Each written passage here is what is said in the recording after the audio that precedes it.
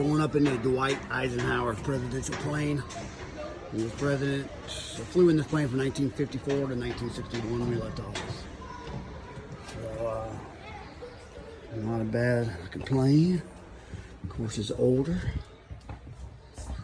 There's some tables here. Actually, not bad for a 1950s plane.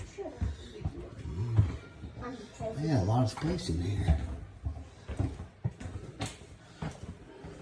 They even have stovetops in here. Oh, goodness.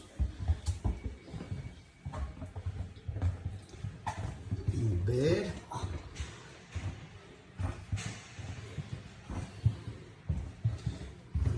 More like the media and passengers. Not bad for 1950s, my goodness.